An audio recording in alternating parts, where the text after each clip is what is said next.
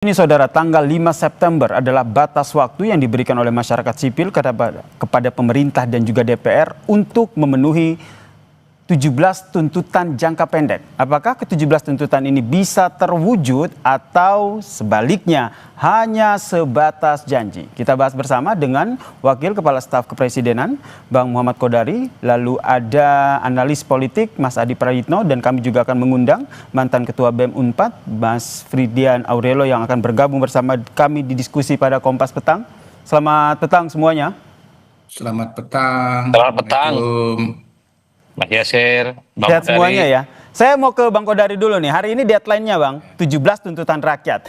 Bisa terpenuhi nggak nih? Apalagi kemarin salah satu staf susnya Pak Prabowo, Pak Wiranto bilang nih, kalau semuanya dipenuhi bakal repot nih. Atau mungkin Anda punya pendapat yang berbeda nih Bang Kodari? Iya, saya kira sebetulnya sebagian besar itu bahkan sudah selesai sebelum tuntutan dirangkum ya oleh teman-teman gerakan kolektif. Yang mana tuh Bang? Tolong dijelaskan.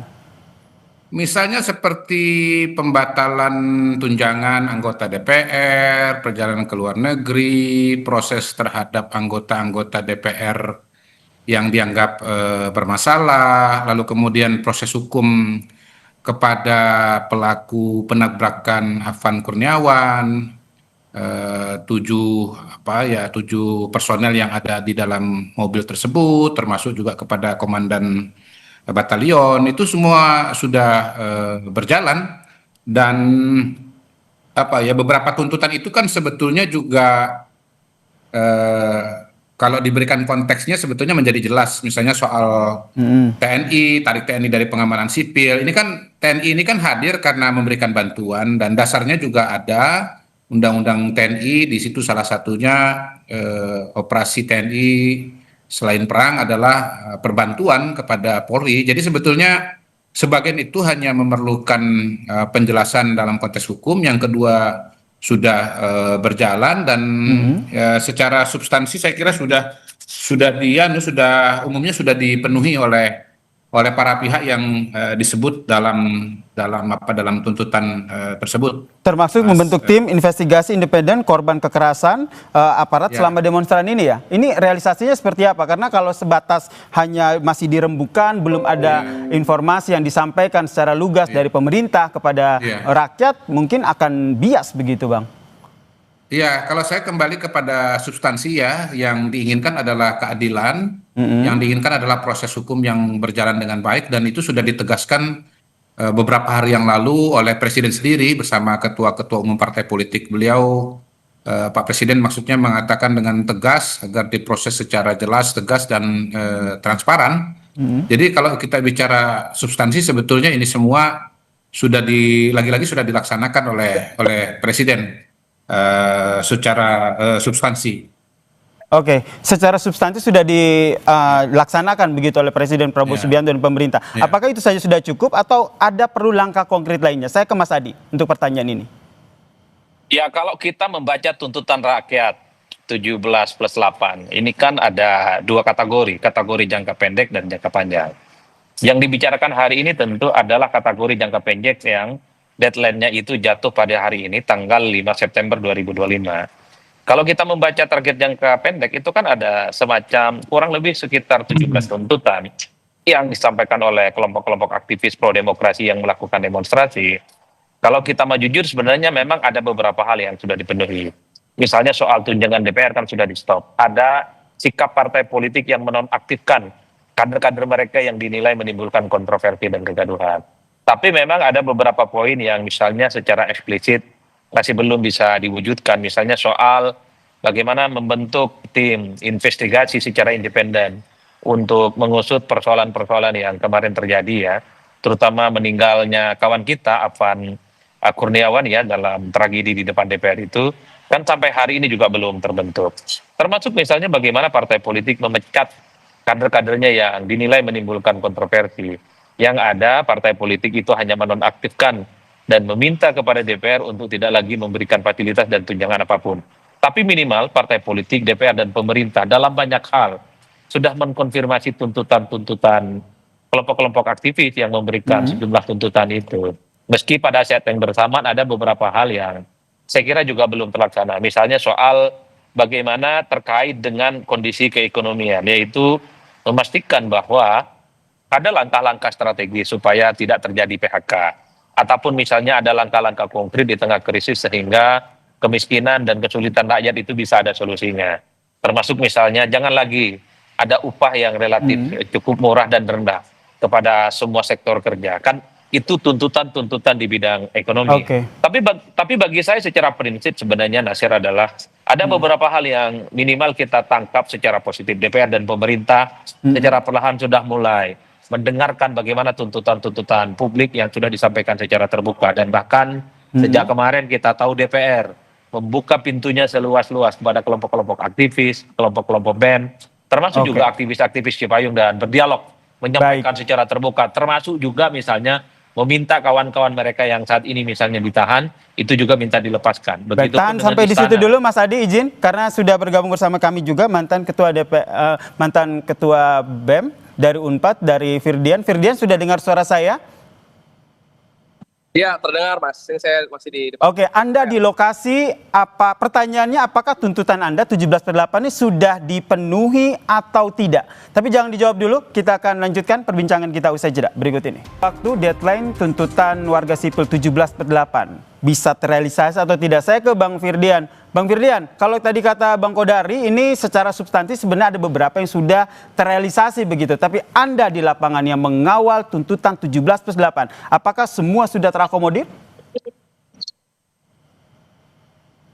Ya, hari ini saya di depan gedung DPR bersama teman-teman aliansi sipil, ada BEM Kema Unpad, BMKM UGM, KM ITB, teman-teman dari sipil, Kasbi, Salam Empat Jari, ada Bang Ando Vida Lopez tadi dan sebagainya. Kami turun bareng-bareng karena kami menagih negara yang hari ini kita kasih deadline. Hari ini memang hari libur, tanggal merah, tapi buktinya kami sebagai pembayar pajak, sebagai bosnya tetap datang kan.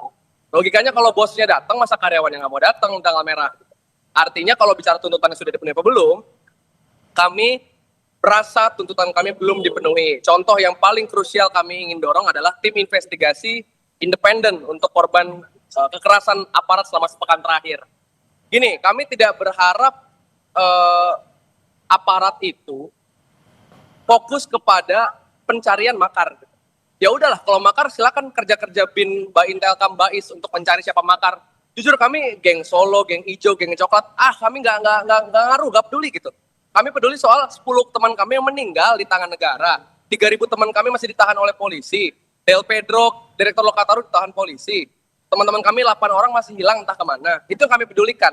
Dan dengan cara apa kami mewujudkan keadilan korban? Tim investigasi independen. Karena kalau nggak independen, jadinya kayak di Bandung, Mas. Unpas sama Unisba ada gas air mata, polisinya bilang, itu mah kena angin kali. Kan konyol gitu. Itu yang kami rasakan, Mas. Baik, di sini juga ada Kepala Staf Kepresidenan Muhammad Kodori. Saya ingin minta tanggapannya. Ini kapan tim investigasi independen korban kekerasan ini dibentuk? Ya, kembali lagi sebetulnya kepada substansi ya, karena seperti saya sampaikan tadi bahwa proses hukum itu bahkan sudah berjalan dari hari kedua setelah peristiwa dalam kasus Afan, sudah langsung diproses secara hukum, sudah diproses secara etik ya, dan begitu dilihat dianalisa ada potensi pidananya, semuanya juga sudah berproses dan sedang berproses pada hari ini, dan beberapa tindakan tegas sudah dilaksanakan. Misalnya untuk driver rantis itu sudah demosi 7 tahun, kemudian untuk komandan batalion itu sudah kalau saya tidak salah sudah diberhentikan ya dari jabatannya begitu. Jadi proses ini pasti bertahap, tetapi saya kira kita semua bisa mengikuti prosesnya dengan terbuka karena umumnya disiarkan oleh televisi begitu, Pak Yasir. Karena kita lihat tidak hanya satu gitu ya korbannya, tapi ada 9 lainnya. Jadi kembali lagi ke pertanyaan saya, mewakili apa yang disampaikan oleh Firdian tadi. Jadi dibentuk nggak nih tim investigasi independennya? Saya kira ini sedang berjalan ya, proses secara simultan. Karena ada banyak kasus pada saat yang bersamaan, ada yang meninggal. Mungkin soal yang meninggal ini 10 tadi saya maaf ya punya persepsi yang berbeda setidaknya pada hari ini dengan yang disampaikan oleh Firdian tadi. Misalnya yang di Makassar, saya kira tidak bisa dikatakan bahwa di situ adalah tangan negara karena yang meninggal di DPR itu kan justru korban kebakaran dari gedung DPRD yang notabene disulut oleh perusuh yang membakar gedung DPRD, dan dan itu tentu saja bukan aparat hukum yang bertindak pada waktu itu. Jadi Baik. saya kira harus diproses satu-satu, termasuk juga polisi sedang memproses anasir-anasir perusuh di berbagai titik di seluruh wilayah Indonesia, kan jumlahnya banyak. Jadi tidak bisa pukul rata. Kalau misalnya nanti ternyata hasilnya tidak memuaskan, mungkin saja ada usulan-usulan. Tetapi saya kira ini sekali lagi sudah Oke. diproses dengan sebaik-baiknya. Baik, saya ke Mas Adi, konsekuensi politiknya apa kalau tuntutan 17+8 ini tidak semua terpenuhi? Ya, saya kira memang secara prinsip pasti akan dinilai oleh publik bahwa pemerintah, DPR, partai politik, dan tim ekonomi itu belum bekerja secara maksimal. Karena 17 tuntutan itu kan belum sepenuhnya. Tapi kan kita juga harus membaca secara realistis, Mas. Memberikan waktu kurang lebih misalnya seminggu untuk merealisasikan 17 janji, itu tentu bukan perkara gampang. Tapi kalau saya tangkap itu adalah niat baik, progress report yang sudah dilakukan oleh partai politik, DPR, dan pemerintah. Partai itu kan jelas, sudah menonaktifkan 5 anggota dewan yang dinilai menjadi biang huru hara. Meski pada saat yang bersamaan kita juga melihat bagaimana partai politik tidak memecat. Karena salah satu tuntutannya adalah memecat kader-kader partai yang ada di DPR yang kemarin menimbulkan kontroversi.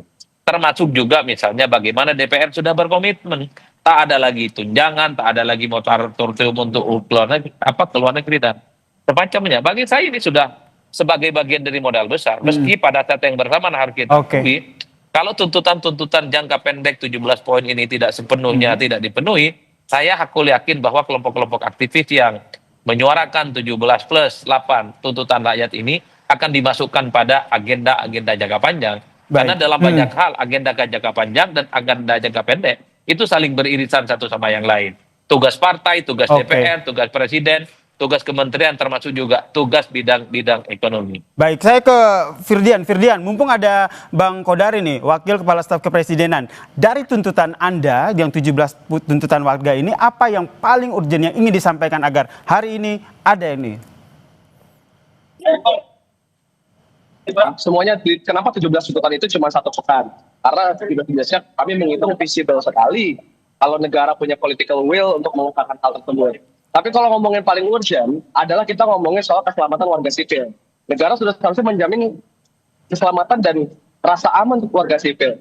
Salah satu kami inginkan adalah bebaskan seluruh demonstran yang ditahan oleh kepolisian tanpa syarat, tanpa bergen, tanpa daya tawar, tanpa diotak-atik dan lain sebagainya. Kenapa? Karena mereka-mereka yang juga akan menjadi saksi di lapangan seperti apa yang terjadi. Ini saya melihat nuansa di mana diberikan gitu ya. Terus kepolisian membuat berbagai tagar-tagar aman bersama rakyat dan lain sebagainya. Tapi tidak ada satu berita pun yang saya lihat soal kepolisian dipecat, dipenjara, melakukan kekerasan. Bagaimana polisi yang, tapi kan itu yang nobrak Afan juga akhirnya dipecat. Ya iya Afan doang. Emang cuma Afan yang meninggal di demonstrasi ini? Ada 10 yang meninggal di demonstrasi ini. Ada ribuan yang luka-luka. Satu teman saya anak Unpad, dia diculik oleh aparat, kemudian dia sekarang ada dalam posisi koma. Nggak ada di berita, nggak ada. Tapi itu nyata dalam. Itu poin saya kalau ngomong itu ya adalah keadilan sembari parsial. Karena bagaimana tadi DPR, reformasi partai politik dan lain sebagainya. Oke, silakan Bang Kodari tanggapannya. Ya, kalau bicara mengenai perhatian kepada korban, ya sekali lagi tidak bisa dipukul rata. Ini Dek Firdian kan sudah mengulang 2 kali bahwa 10 korban itu seolah-olah semuanya oleh aparat. Padahal saya kira kita semua yang mengikuti pemberitaan sepakat bahwa setidaknya yang di Makassar itu ya 3 dari 4 orang itu adalah korban dari kekerasan atau dari perusuh. Nah, memang kita harus mencoba juga membaca dari kacamata teman-teman kepolisian bahwa yang di lapangan itu kan memang ada demonstran tetapi juga ada perusuh begitu. Jadi kalau langsung dilepas semua juga ya balik lagi kan proses hukumnya kan harus dijalani begitu loh. Bahwa sebetulnya ini yang ditahan ini adalah demonstran atau kemudian perusuh yang anarkis. Kalau demonstran saya yakin pasti akan dilepaskan. Tetapi kalau perusuh, rasanya kan harus diproses secara hukum begitu. Yang jelas semua ini pasti akan memakan waktu. Saya tahu bahwa teman-teman di pemerintahan berusaha untuk sebaik-baik mungkin untuk memberikan perhatian dan solusi, termasuk misalnya almarhum Afan Kurniawan itu orang tuanya dibantu perumahan dan cepat sekali itu. Kejadian pada hari Kamis, kalau tidak salah hari Senin sudah bisa direalisasi. Dan yang jelas pada hari ini dari 10 itu, lepas dari apapun sebabnya, Kementerian PKP dan Kementerian Kemendagri sekarang sedang mengumpulkan data untuk menyiapkan bantuan perumahan juga. Jadi tidak lepas begitu saja ya Bang Godari ya? Tidak. Oke. Kita tangkap poinnya di situ. Tidak lepas begitu saja, tidak lepas tangan begitu saja. Yang di Makassar itu akan diberikan bantuan nanti hari Kamis minggu depan. Baik, waktu kita terbatas, saya terakhir ke Bang Firdian. Bang Firdian ini masih di sana meminta tuntutan 17+8 ini bisa dipenuhi atau tidak. Sampai jam berapa di sana Anda bersama dengan teman-teman mengawal tuntutan ini? Iya Mas, jadi hari ini nama kita tuh Seruan Aksi Damai, piknik rakyat nasional. Jadi ini pada pulang, semua lagi pada foto-foto aja. Nah, poinnya adalah kami ini sepakat dengan negara yang pengen segala hal disampaikan dengan damai. Toh masyarakat juga pengennya damai kalau misalnya bisa. Makanya poin saya gini loh. Ini kan kita udah damai nih, udah tenang, piknik. Bahkan tadi kita di panggung ada Badru yang nyanyi lalu ingat mati, ingat apa gitu. Kita benar-benar fun itu, santai itu. Poin saya adalah, ini rakyatnya udah santai, udah damai. Nah jangan dong akhirnya negara, baik DPR, polisi, tentara, pemerintah, aji mumpung. Kita yang udah damai malah jadinya dianggap nggak punya daya tawar, nggak punya kekuatan, nggak menakutkan, nggak bisa menggoyang. Jangan kayak gitu. Kami berharap mereka semua mendengar dengan rasa damai ini tidak berarti menghilangkan rasa harapan yang kami ingin berikan. Baik. Dengan aksi damai lantas tidak membuat semangat untuk terus mengawal tuntutan 17+8 ini ya. Kita nantikan seperti apa respon dari DPR maupun pemerintah seperti tadi sudah disampaikan oleh Bang Kodari. Terima kasih rekan-rekan telah bergabung bersama kami di diskusi Kompas Petang kali ini. Ada Wakil Kepala Staf Kepresidenan Bang Muhammad Kodari, lalu ada mantan Ketua BEM 4 Firdian dan juga ada analis politik Mas Adi Praitno. Salam sehat semuanya.